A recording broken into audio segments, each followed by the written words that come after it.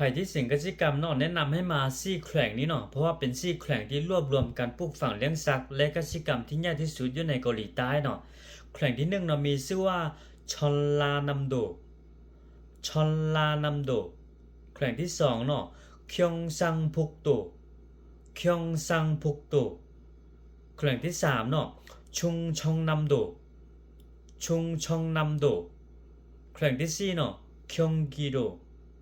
คยองกีโดซี่แขวงนี้เนาะก็จะผสมผสานระหว่างฟาร์มต่างๆเนาะบ่ว่าจะเป็นฟาร์มไก่ฟาร์มหมูเนาะ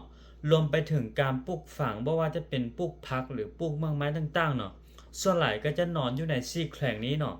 เพราะว่าข้อมูลอันนี้ก็ได้จากการที่ได้ถามคนเกาหลีตัวจริงและได้จากการที่ได้เบิ่งข้อมูลอยู่ในอินเทอร์เน็ตเนาะฉะนั้นก็ได้เอามาแชร์แบ่งปันให้น้องๆเอาไปปรับใช้ประกอบแบบฟอร์มต่างๆเนาะเพื่อว่าบางคนที่ยังบ่ได้ฮู้จักประเทศเกาหลีนี้ดีเนาะก็เพื่อว่าได้เอาไปปรับใช้เนาะก็หวังว่าคลิปนี้จะเป็นประโยชน์ให้ทุกคนเนาะ